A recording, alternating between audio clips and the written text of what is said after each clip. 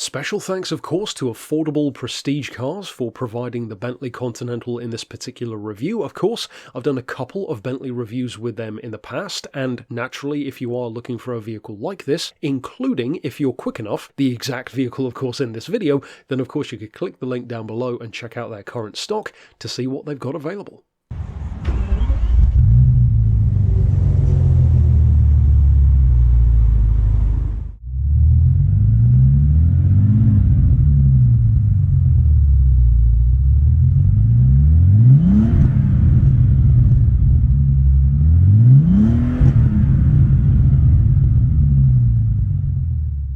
To address the elephant in the room first, can we really call this a supercar? I'm sure many of you have clicked on the video and immediately commented yes or no.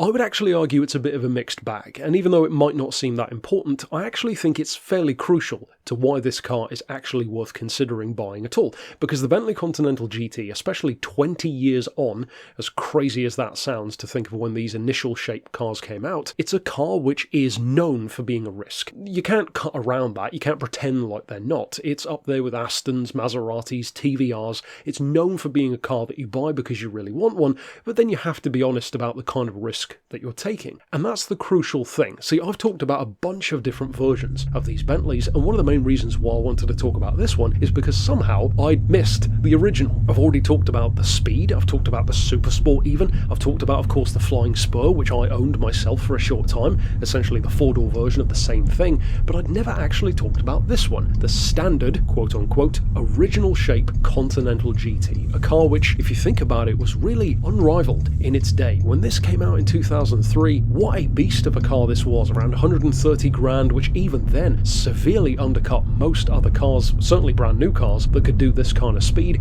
The closest thing, really, was probably an Aston Martin Vanquish, and even that couldn't actually do 200 miles an hour in its initial form until they made the more powerful S version. Aside from that, you had to go really to full-on 300 plus £1,000 car territory to like a Carrera GT or an SLR or a Lambo to get this level of performance, and that was like the closest thing to it. Many other cars were way beyond those prices. Back then there was no R35 Nissan GTR, the Porsche 911 Turbo, although tremendously fast, wasn't quite as quick as it even was a few years later, so the Bentley in that GT sphere was very much its own thing. It's a 200 mile an hour car with 2 doors, 12 cylinders, a 6-figure price tag, tremendous soundtrack, brutally quick performance, it's exclusive, and it has tremendous road presence. Plus, the cherry on the cake, they're notoriously dangerous to buy one in terms of living costs and issues. If that does not a supercar make, well really what does? Now, one of the things I'm going to say about these, again as a former owner myself of the 4-door version, which is more than close enough to have all of the same issues basically as these ones have, these are very much so, in fact entirely, I would say,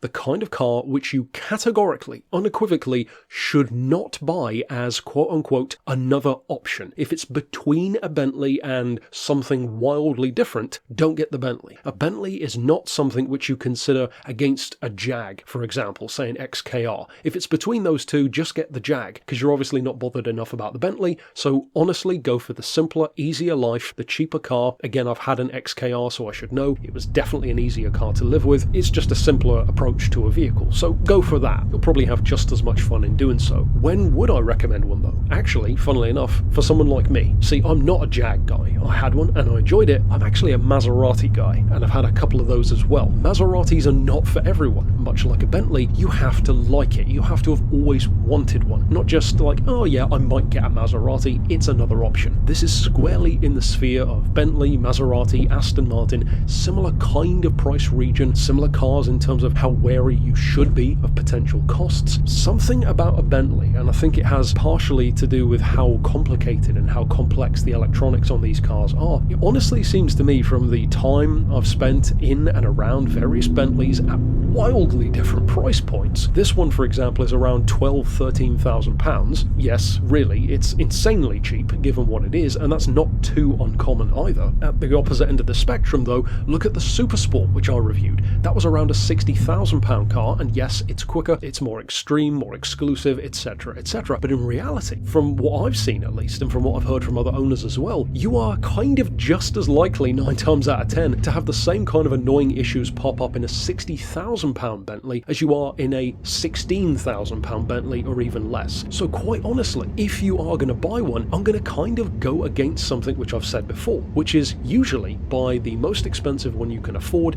with the least owners, the best history. Now some of that of course still goes, and if you can get that, then great. But when it comes to a Bentley, even if you love them, you're better off, in my opinion at least, buying one for a very modest budget. Don't go bottom of the barrel cheap with like 250,000 miles, but something like this, for example, around 13 grand. Yes, it's just over 6-figure mileage, but the engine doesn't really feel like it's done that many. And again, you don't really feel any evidence of it being that high of a mileage car in comparison to a vehicle which is 2 or 3 times the price. Because high mileage does not a bad car make, just like sometimes a high price does not a good car make. The key is looking at the car for yourself, see how it feels, and of course if it starts to throw up codes which are a bit too excessive, in the case of this car for example, you'll see in the video it has the, of course, classic tyre pressure monitoring system issue which comes up. The amount of cars I've seen and owned that have tyre pressure sensors, it's always one of those things that seems to flash up no matter what brand the car is, no matter what model it is. It's just one of those things that always goes wrong. So in the case of ones like that, this is another thing which I think is a crucial piece of what could make, and it will really depend on if somebody wants to put the time and effort and potentially money into finding this out. I really do believe very strongly that if the Bentley Continental GT platform, all of these W12s in other words, incidentally a massively successful car, they've sold like 80,000 of these cars throughout the run, which is bonkers for something with such a unique engine. But if you could take one of these and make it retroactively as simple and as straightforward as something like a Jag XK, it would arguably be a perfect car. You would have the best of both worlds. An old-fashioned hot rod, basically, in a modern, absolute meteor of a frame. I mean, these cars feel like nothing else. I've used the term magnificent to describe these W12 Bentleys before, and that's the closest word I can use for it. You feel unstoppable. It feels like a tank, and everyone's seen that video of the guy running away from cops, and it basically is a tank. You can just bash cars out of the way. You have ridiculous performance. 4.7 seconds can be beaten by some hot hatches or electric cars these days, but trust me when I say, even in this quote-unquote base model, it's still a 550 horsepower 6-litre twin-turbo W12 with as much pulling power as my big block V8 Lincoln, and you're never wanting for performance. And at a certain point in this video, you'll see me effortlessly just waft up a hill like it's nothing. And that tremendous feeling of being pushed along by the hand of God, if you will, there is legitimately nothing else that feels like that. In fact, although I haven't driven a Bugatti Veyron, of course there is a lot of shared tech in the development of a whole bunch of different W engines that Volkswagen did back around when the Veyron came out. Of course the Bentley came out a little bit earlier, and there were loads of different versions and ideas that Volkswagen was pursuing, with the idea of a W engine from a W8 all the way up to a W16 and everything in between. I would imagine on something like 1/100th of the budget now, especially used, you can experience even some small way of what the Bugatti must feel like when you really floor it. That feeling of immense size and weight, but somehow it still overcomes that. This car just feels relentless in its performance. Yes, it weighs 2.3 tons. It's by far the heaviest GT car you can buy, if I recall correctly, and yet it doesn't feel like that. You put your foot down and that just melts away. It doesn't feel like a lightweight, but it certainly doesn't feel like something that weighs as much as a Rolls. And it corners a hell of a lot better than something like a Rolls usually would as well. Some people critique these occasionally, saying they're a bit heavy through corners. You don't say. A four-wheel drive 2.3 ton car with 12 cylinders, it feels heavy through corners, does it? Duh. Yeah, of course it does. It's a Bentley. It's not going to feel like a Lotus because it isn't one. At the same time though, what these can do, and crucially what they can do all year round, it's just undeniable. It doesn't matter if you like them or not. You owe it to yourself to drive one at least once. This is one of those cars where if I were to make a list of cars which all petrol heads should try, it would be on there. Any version of a W-engined Bentley, be it a Spur, a Speed, a SuperSport, a GTC, whatever the case may be, they feel like nothing else. And in terms of just sheer bang for buck, well, find me another car that has this level of supercar panache for 13 grand. You could pay it for other GTs, sure. I mean, you're going to struggle to find a decent Aston even for that money, even with high mileage. The best you'll probably get is something like a really ratty Vantage, maybe a 6-cylinder DB7, which isn't a bad car, but it's hardly on the same level as this in terms of performance. What else could you get? Maybe a TVR Chimera. Not exactly a Bentley rival, is it? And I'm sure it's a lot of fun. I've kept thinking about getting one myself a few times, but TVRs are kind of notorious in their own way. As much as I love Maseratis, something like a 4200, a very dodgy Gran Turismo perhaps for that price, and certainly a Quattroporte, which is probably one of the best alternatives to this as well. Well, even that, it's not the same kind of machine. It's a lot of fun, it's very practical, and I love them. But it's not a Bentley. It doesn't feel like a Bentley, and it certainly isn't as quick as a Bentley. And if you're just looking to do 200 miles an hour, well, I guess you could make an argument for something like a BMW M5 with the V10 engine, but you know that all of those have been ragged. Most of them are high mileage, it has a notoriously bad gearbox, and it's hardly a special car for most people. It just looks like yet another executive Beamer, unless you know what it is. My point being that the market for something like this is very, very niche already, and for this price tag, there's very little that even comes close just for performance, when you factor in everything else which it can also do as well, such as tremendous grip all year round, proper 2+2 seating. I'm not saying it's the most spacious in the world, but it has 2+2, and you've also got the Flying Spur, which is even bigger and negates that problem. The boot space is fantastic, even on the coupe version. Having owned one, like I said, for a few months, and also having owned something wildly different like a Mitsubishi Evo with a little 2-litre turbo engine, the Evo used more fuel than the Bentley did in the time that I used them both as my daily drivers. I used to honestly get like 17 to the gallon out of the Mitsubishi somehow. I don't know how they made it that bad. The Bentley I used to get 19, 20 average, which for something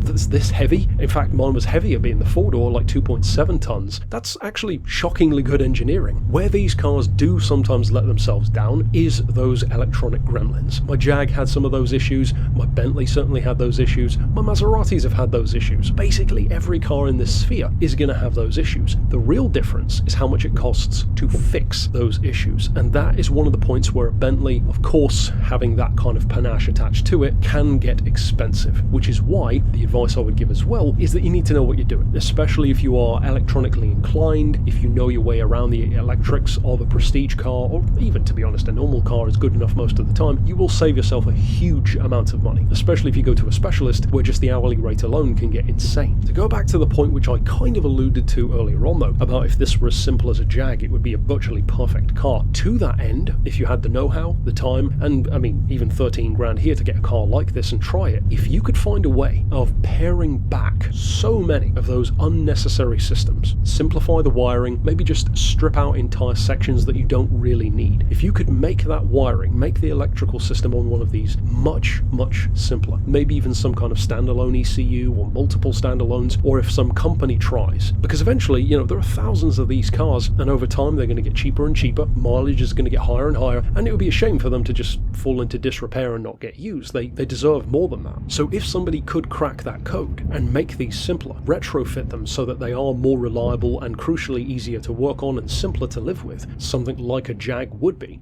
you've just cracked the code at that point. You've made them brilliant again. These are the kind of cars where, much like a Rolls-Royce or whatever else, they're fantastic when they were brand new, and they're fantastic under a warranty, and they're fantastic if you know your way around them. For many people, you're not in that position anymore. Does that mean you shouldn't buy one? I would actually argue, perhaps surprisingly, no, I don't think that means you shouldn't buy one. What I do think is you should have very realistic expectations. You are going to have error codes, and it doesn't matter how much money you spent. Sure, some people might get lucky, but for 99% of us, myself included with mine, you're going to get errors, you're going to get codes. All it really is luck of the draw on what kind of code you get. It could be a bulb, or a tyre pressure sensor, or it could be something more. But if you've got the budget to, even for a short time, have a car like this, well, just for the experience alone, it is a tremendous ownership experience. To this day, 20 years later, the road presence that these things have, the performance, the sound, the feeling that it gives you, there's nothing quite like it. And again, I say that having reviewed a Vanquish in this same series, which is probably the closest thing to it. A Vanquish, though, will still cost you a lot more than one of these, and honestly, I don't like the Vanquish as much. I basically alluded to that in my review for it. As stunning looking as the early Vanquish is, and as incredible as the soundtrack is, it just didn't really feel as engaging to drive. It has a very awkward, annoying gearbox in that earlier form. It's not as quick as the Bentley anyway,